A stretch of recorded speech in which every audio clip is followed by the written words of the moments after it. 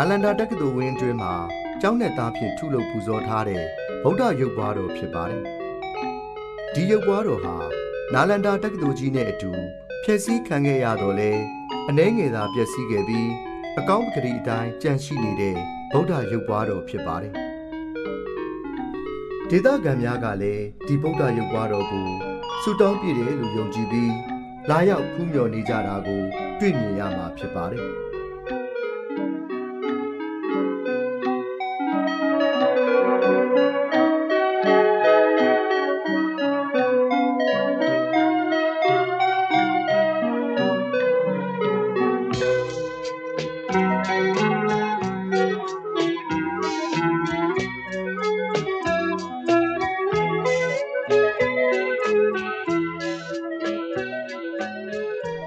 နာလန္ဒာတက္ကသိုလ်ကြီးကို1198ခုနှစ်မှာ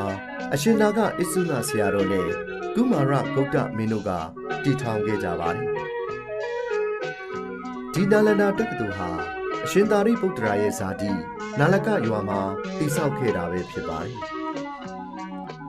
ပို့ချသင်ကြားပေးတဲ့ဆရာပေါင်း300ခန့်ရှိပြီးနိုင်ငံစုံကလာရောက်ပညာသင်ယူတဲ့ကျောင်းသားပေါင်း1000ကျော်ရှိခဲ့တဲ့ကျောင်းတော်ကြီးလည်းဖြစ်ပါတယ်။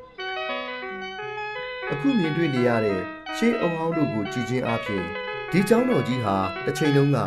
ခမ်းနားစွာလက်ရာမြောက်စွာဖြင့်ဆောက်လုပ်ခဲ့တာကိုသိရှိနိုင်ပါတယ်။နာလန္ဒာတက္ကသိုလ်ကြီးဟာအလွန်ပင်ကြီးကျယ်ခမ်းနားလာတဲ့အတွက်ဘုရင်နန်းတော်များထက်ပင်ထင်ရှားကျော်ကြားခဲ့တဲ့နေရာဖြစ်ခဲ့တယ်လို့ဆိုခဲ့ကြပါတယ်။တစ်ချိန်ကနန်းတော်ကြီးတမျှကြီးကျယ်ခမ်းနားလာတဲ့ဒီတက္ကသိုလ်ကြီးဟာ1203ခုနှစ်မှာဘာသာကြားတို့ရဲ့မိရှုဖျက်ဆီးခြင်းကိုခံခဲ့ရပြီးပျက်စီးခဲ့ရတာဖြစ်ပါတယ်။နာလန္ဒာကျောင်းတော်ကြီးဟာမဟာပညာအကျော်တို့ရဲ့စာပေနဲ့အတုပညာသင်ကြားပို့ချရာဌာနအဖြစ်ကြော်ကြားခဲ့တဲ့နေရာလေးဖြစ်ပါတယ်။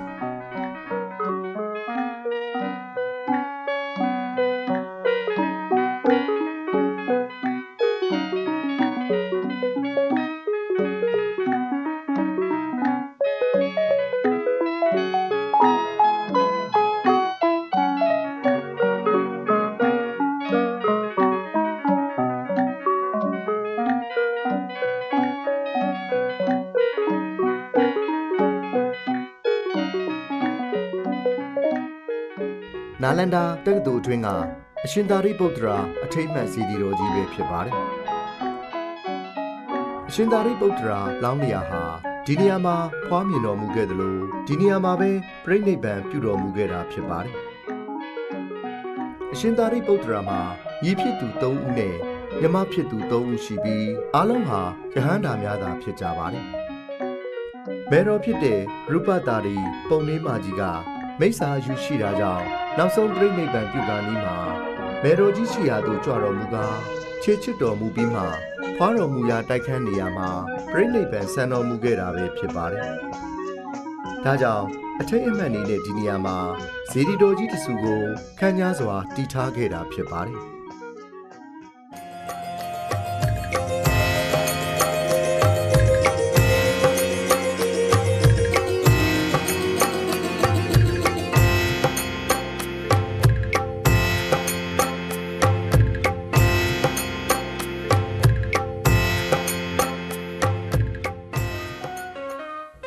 ဗိမိတာရမင်းကြီးရဲ့ကောင်းမှုတော်ဖြစ်တဲ့ဝေလူဝံကျောင်းတော်ရာပဲဖြစ်ပါတယ်။ဒီဝေလူဝံကျောင်းတော်ကြီးဟာမြတ်ဗုဒ္ဓရဲ့သာသနာတော်မှာ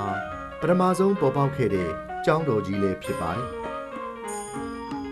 ။ဒါကြောင့်လဲမြတ်ဗုဒ္ဓသာသနာတော်မှာကျောင်းတော်အစဝေလူဝံကားလို့အဆိုရှိခဲ့ကြပါတယ်။ဗိမိတာရမင်းကြီးရဲ့အတိတ်ဘဝကဆွေမျိုးပိတ္တာတွေကိုလည်းဒီဝေလူဝံကျောင်းတော်ကြီးထဲမှာပဲအလှူဒါနပြုတာအမျှအတန်းများပေးဝေပြီးကျွတ်တန်းဝင်စေခဲ့ပါတယ်။မြတ်စွာဘုရားရဲ့အက္ခတာဝကနှစ်ပါးဖြစ်တဲ့အရှင်သာရိပုတ္တရာနဲ့အရှင်မဟာမောက္ကလံမထေရနှစ်ပါးတို့ဟာလည်းဝေလူဝံကျောင်းတော်ရာအတွင်းမှာဘုရားရှင်နဲ့တွေ့ဆုံပြီးယဟန္တာဖြစ်ခဲ့တာအက္ခတာဝကရာထူးကိုအသီးသီးချီးမြှင့်ခံခဲ့ကြရပါတယ်။အင်မတန်မှရုပ်လှကိုမက်မောခဲ့တဲ့ဗိမိတာရမင်းကြီးရဲ့မိဖုရားကောင်ကြီးခေမာမီဘုရားဟာလည်းဒီဝေလူဝံကျောင်းတော်တွင်မှာပဲအကျွတ်တရားရခဲ့တာဖြစ်ပါတယ်။သာသနာတော်အတွက်အရေးပါလာတဲ့ ဩဝါဒပါတိမောက်ကိုလည်းဒီကျောင်းတော်အတွင်းမှာပဲပထမဆုံးပြတော်မူခဲ့တာဖြစ်ပါတယ်။ဒါကြောင့်လေဒီနေရာကိုဖြစ်ရပေါင်းစုံတဲ့ဝေလူဝန်ကျောင်းတော်လို့လည်းဆိုခဲ့ကြပါတယ်။ဒီနေရာကတော့မြတ်ဗုဒ္ဓဩဝါဒပါတိမောက်ပြရာနေရာဖြစ်ပါတယ်။မြတ်ဗုဒ္ဓသာသနာတော်မှာဩဝါဒပါတိမောက်နဲ့အာနာပါတိမောက်ဆိုပြီးပါတိမောက်နှမျိုးရှိပါတယ်။တက်တန်းတူတောင်းတဲ့ဘုရားရှင်တို့ရဲ့သာသနာမှာပရမဘောဓိလို့ခေါ်တဲ့ဝါတော်20အတွင်းမှာပဲဩဝါဒပါတိမောက်ကိုသာပြတော်မူခဲ့တာဖြစ်ပါတယ်။တက်တော်ရှိဘုရားတို့ရဲ့သာသနာမှာတော့ဩဝါဒပါတိမောက်တစ်မျိုးတည်းကိုသာသာသနာဆုံးသည့်တိုင်အောင်ပြတော်မူခဲ့ကြပါတယ်။ဩဝါဒပါတိမောက်ပြဖို့အတွက်တဘိုရဲလာပြည့်နေဖြစ်ခြင်းအင်ကြီးဘိက္ခုယဟန္တာကြီးသာဖြစ်ရခြင်းအလုံးဟာပရိသံပိတာပတ္တစလာပိညယဟန္တာကြီးသာဖြစ်ရခြင်းဘယ်သူကမှမပင့်မဖိတ်ပဲအလိုလျောက်စုဝေးပြီးခြင်းဆိုတဲ့အချက်၄ချက်နဲ့ပြည့်စုံမှသာဒီဩဝါဒပါတိမောက်ကိုပြရတာဖြစ်ပါတယ်။မဟာတက္ကရာ103ခုနှစ်တဘိုရဲလာပြည့်နေ့ညနေပိုင်းမှာတော့ဒီအင်္ဂါ၄ချက်နဲ့ပြည့်စုံတဲ့အတွက်မြတ်ဗုဒ္ဓဟာဒီနေရာမှာဩဝါဒပါတိမောက်ကိုပြတော်မူခဲ့တာဖြစ်ပါတယ်။ဩဝါဒပါတိမောက်ဆိုတာကတော့တပ္ပပပတ္တအကရဏံကုတလတ္တဥပတမရာသစိတ်တပရိယောဓပနံဧတံဗုဒ္ဓနာသာသနံဆိုတဲ့မကောင်းမှုရှောင်ကောင်းမှုဆောင်ဖြူအောင်စိတ်ကိုထားဖျားတိုင်းသာဟောမိတ်မှာသုံးဖြာဤစကားဆိုတဲ့အဓိပ္ပာယ်ကိုဖြစ်ပါတယ်။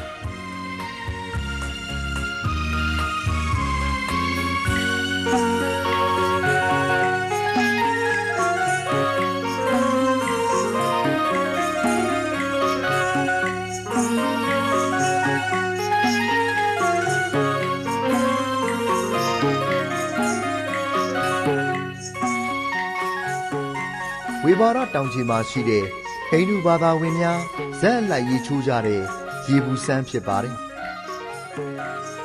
အိန္ဒိယလူမျိုးတွေဟာအဲ့ဒီရေဘူးစမ်းမှာရေးချိုးတဲ့အခါယောဂဗျာများကင်းစင်တယ်လို့အယူရှိခဲ့ကြပါတယ်။ဟိန္ဒူဘာသာဝင်တို့ရဲ့ဇက်ခွဲခြားမှုအရရေဘူးစမ်းမှာရေးချိုးမဲ့နေရာကိုအဆင့်3ဆင့်ခွဲခြားပြီး3ခုပြုလုပ်လို့ထားပါတယ်။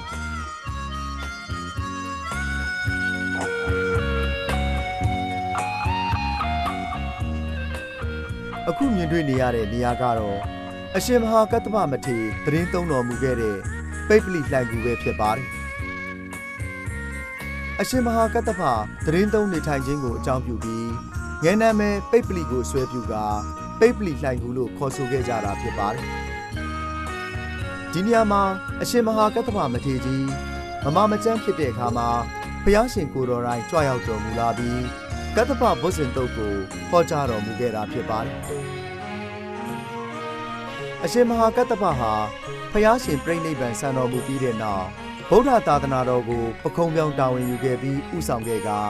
ပရမသင်္ဃာယနာကိုတင်တော်မူခဲ့ပါတယ်။ဗိမိတာရမင်းကြီးရဲ့စွန်ဗန္ဒာတိုက်ဟာဝေဘာရတောင်ကြီးမှာတည်ရှိပြီးကြောက်တောင်ကိုထွင်းထူထားကာလေးတောင်ကြကြအုတ်တိုက်တစ်ဖွဲထွင်းထားတာကိုလည်းတွေ့မြင်ခဲ့ရပါတယ်။စွန်ဗန္ဒာဆိုတာရွှေတိုက်လိုအဓိပ္ပာယ်ရပါတယ်။ဗိမိတာရမင်းကြီးလက်ထက်အခါကသူ့ရဲ့ရွှေငွေဗန္ဒာတော်များထားရှိတဲ့နေရာပဲဖြစ်ပါတယ်။ဗိမိတာရမင်းကြီးရဲ့စွန်ဗန္ဒာတိုက်ဟာဆိုရင်ဖြင့်နှစ်ပေါင်း2500ကျော်ပြီဖြစ်တာကြောင့်တန်ဖိုးမဖြတ်နိုင်တဲ့ယဉ်ကျေးမှုအမွေအနှစ်တစ်ခုဖြစ်ပါတယ်။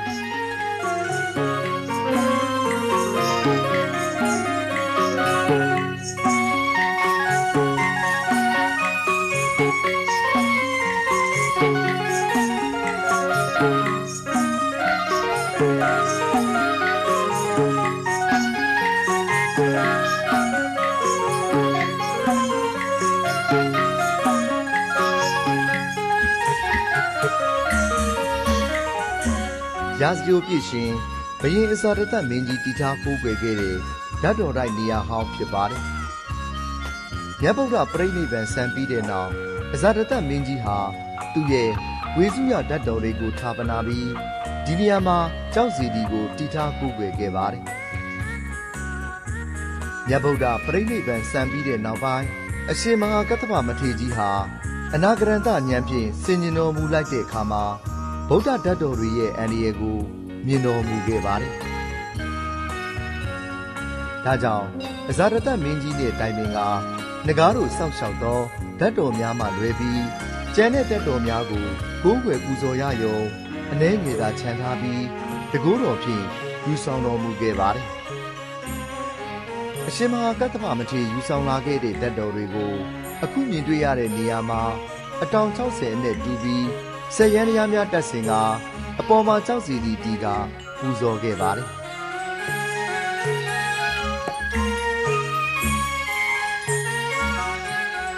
ဗိမိတာရမင်းကြီးအကျဉ်းချခံရတဲ့နေရာဟာ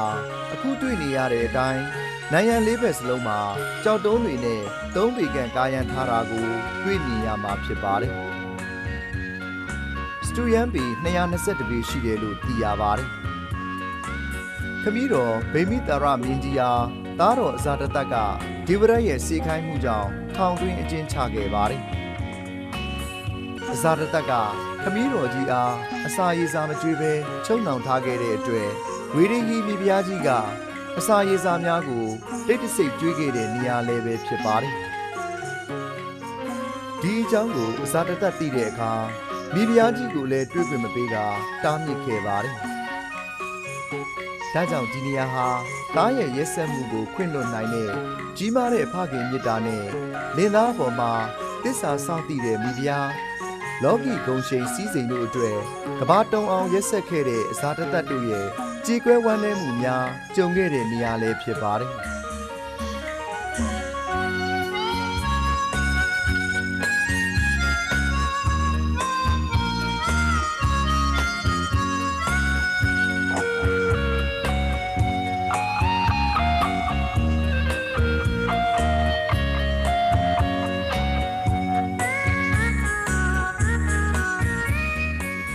အခုမြင်တွေ့နေရတဲ့နေရာကတော့ရာစကြိုမြို့မှာရှိတဲ့ကြောက်တုံးများမှာအရာထင်နေတဲ့လှဲပင်းရာတွေပဲဖြစ်ပါတယ်။ဘုရားရှင်လက်ထက်ကရာစကြိုပြည်တာဝတိပြည်ဝေသာလီပြည်အစရှိတဲ့မင်းနေပြည်တော်တွေကိုဂုံတွေကုံကူးတဲ့အခါမှာချင်းချန်ရစ်ခဲ့တဲ့လှဲပင်းရာတွေပဲဖြစ်ပါတယ်။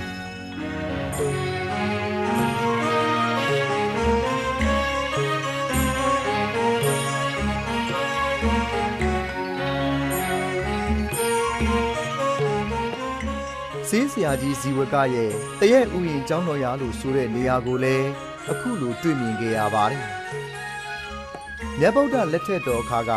ဆေးဆရာတဦးဖြစ်တဲ့သမားတော်ဇီဝကဟာသူပိုင်ဆိုင်တဲ့အံဘဝနတရက်ဥယျာဉ်တော်ကို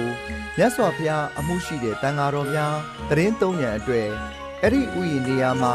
ကျောင်းဆောက်လုပ်ထူထမ်းခဲ့ပါတယ်။ဒီတရက်ဥယျာဉ်ကျောင်းတော်ရာဟာအဖသက်မင်းကနေသာသနာ့ဒါယကအဇာတတမင်းဖြစ်သူကူးပြောင်းစီခဲ့တဲ့နေရာလည်းဖြစ်ပါတယ်။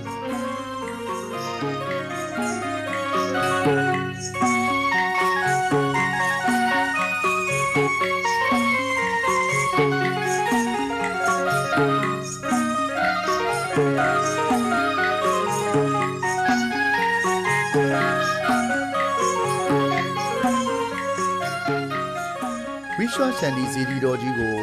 ဂျပန်နိုင်ငံသားဗုဒ္ဓဘာသာယဟန်တော်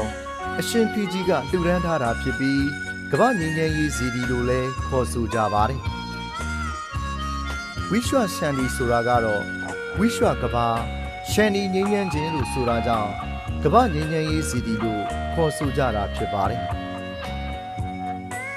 စေတီတော်ကြီးရဲ့လေးမျက်နှာမှာဖျားရှင်ရဲ့တန်ဝေစနိယလေးဌာနဖြစ်တဲ့ဖွားပွင့်ဟောဆန်အလိုက်ပုံတော်များထုလုပ်ထားတာကိုလည်းဖူးတွေ့ရမှာဖြစ်ပါတယ်။ဇေဒီတော်ရဲ့ရင်ပြင်ကနေမြတ်စွာဘုရားတရင်သုံးတော်မူခဲ့တဲ့ဒိတ်စကုတ်တောင်ထိပ်မှာရှိတဲ့မူလကန္နာဂုရီကျောင်းတော်ရာကိုလည်းဘုရားပူညာအဝေးကနေရည်မှန်း၍ဖူးမြော်ခဲ့ကြပါတယ်။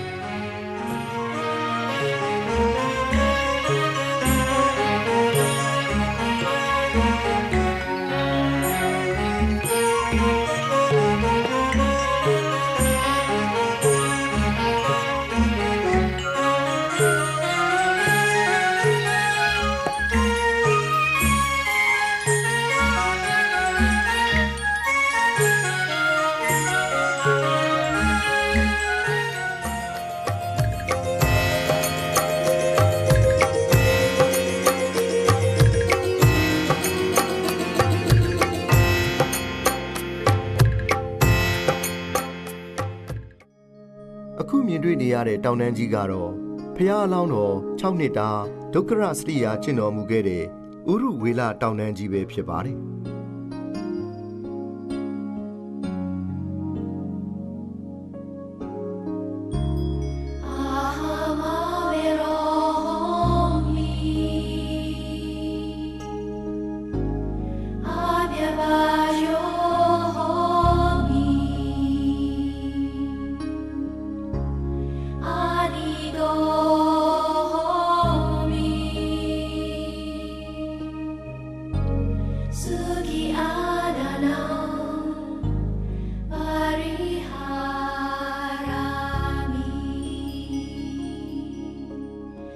ဖျားလောင်းတော်ဟာတက်တော်29နှစ်အရွယ်မှာသူ့ကိုသူနာသူသေးဒဟန်အစရှိတဲ့နမိတ်ကြီး၄ပါးကိုမြင်တွေ့တာကြောင့်ဂျီနန်စည်းစိမ်ကိုစွန်ပြီးကပိလဝိနေပြည်တော်မှတောထွက်တော်မူရာမှာ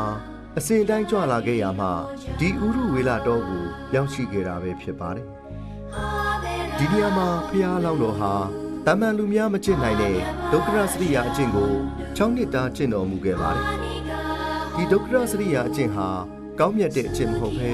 ခန္ဓာကိုယ်ကိုပင်ပန်းပြီးသဗ္ဗညုတဉာဏ်ကိုရရှိစေနိုင်တဲ့အကျင့်မျိုးမဟုတ်တာကိုသိတော်မူလာတဲ့အချိန်မှာဒုက္ခရစရိယာအကျင့်ကိုစွန့်လွတ်တော်မူပြီးမျက်စိမှပရိပရာခေါ်မက္ခင်ရှင်ပါအကျင့်တရားကိုပြောင်းလဲပြီးကျင့်တော်မူခဲ့တာပဲဖြစ်ပါတယ်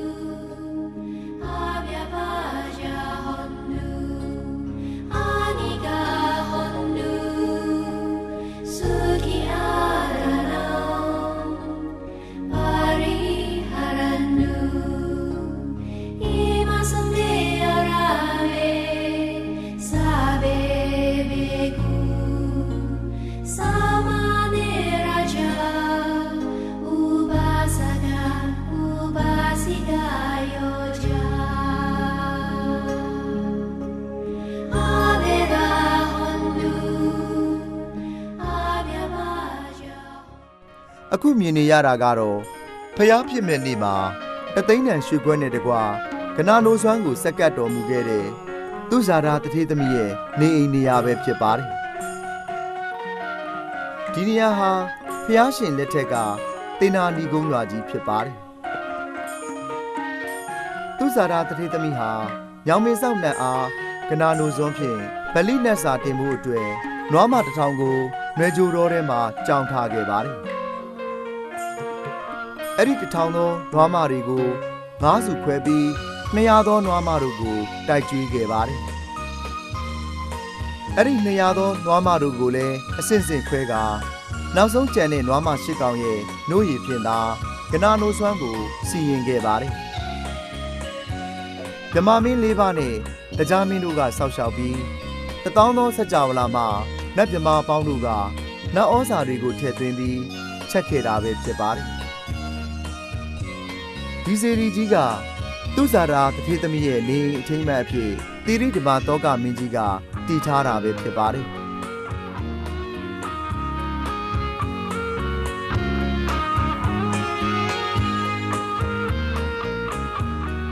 ဒီနေရာကတော့သူဇာတာတထေးသမီးကကနာနိုစွန်းထူရန်နေနေရာပဲဖြစ်ပါတယ်ဖျားလောင်းတော်ဟာမဟာတက္ကရေ103ခုကစုံလာဆန်း14ရက်နေ့ညမှာအိမ်မက်ကြီး9ပါးကိုမြင်မဲ့တော်မူခဲ့ပြီးငါသည်ယနေ့စင်စစ်ဖျားဖြစ်ရမည်ဟုဆုံးဖြတ်တော်မူခဲ့ကကစုံလာပြည့်နေ့မနေ့စောစောမှာပဲသေနာနီကုန်းရွာကြီးစီကြွချီတော်မူခဲ့ပါတယ်ဆုံးခံဝင်ဖို့အချိန်စောနေသေးတဲ့အတွက်ရွာဦးမှာရှိတဲ့ညောင်ပင်ရင်းမှာထိုင်တော်မူပြီးထွန်းလင်းသောကိုရောင်ကိုဖြစ်စေလျက်ထိုင်နေတော်မူခဲ့ပါတယ်အဲ့ဒီအချိန်သေနာနီကုန်းရွာကြီးတွင်ကသူဇာတာအမည်ရှိတဲ့တထေးသမီးဟာညောင်မင်းဆောက်နတ်အားနှစ်စဉ်ပေးဆံမြေကနာနိုစွန်းကပ်ဖို့အတွက်ထွက်လာခဲ့ပါတယ်ဖျားလောင်းကိုတွေ့တဲ့အခါမှာတော့ညောင်မင်းဆောက်နတ်အမှတ်နဲ့ဝမ်းသာအားရအသိန်းတန်သောရွှေခွက်နဲ့တကွာကနာနိုစွမ်းကိုဒီနေရာမှာစက္ကန့်လှူဒန်းခဲ့တာဖြစ်ပါတယ်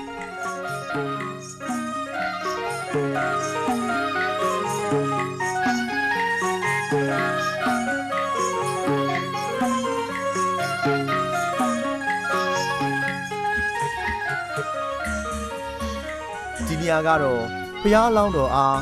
မျက်ရည်သမားတုတ်တိယကမျက်ရှိစုပ်ထူထမ်းခဲ့တဲ့နေရာပဲဖြစ်ပါတယ်ဖျားလောင်းတော်ဟာသူစာတာလှူဒန်းတဲ့ကနာနိုစွန်းကိုဖုံးပေးသုံးဆောင်တော်မူပြီးနေရင်စရာမြစ်မှာရွှေခွက်အားအတိတ်ထံကရေမျောခဲ့ပါတယ်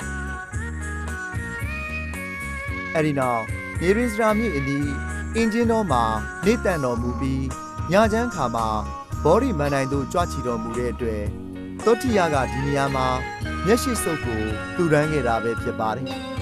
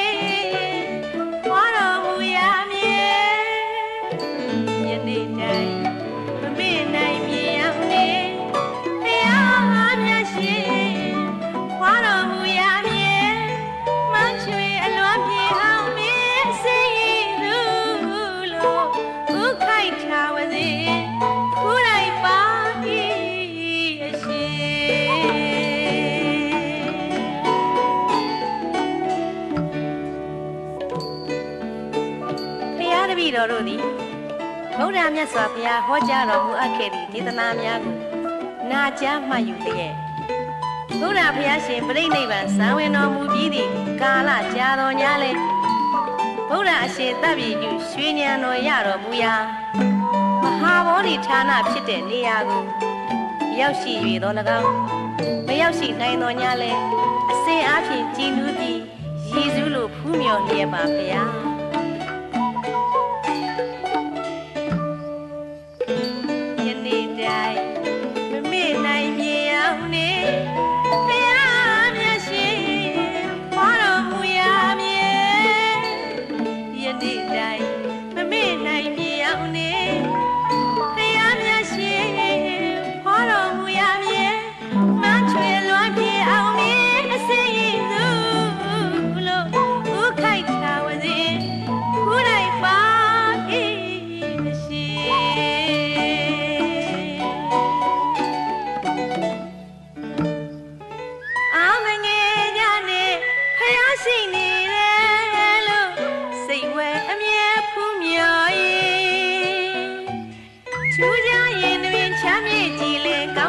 ဝဇေရရှိမဲ့စဉ်အနန္တကုန်ကျေးဇူးရှင်ရှင်နဲ့မမေ့အပ်စဉ်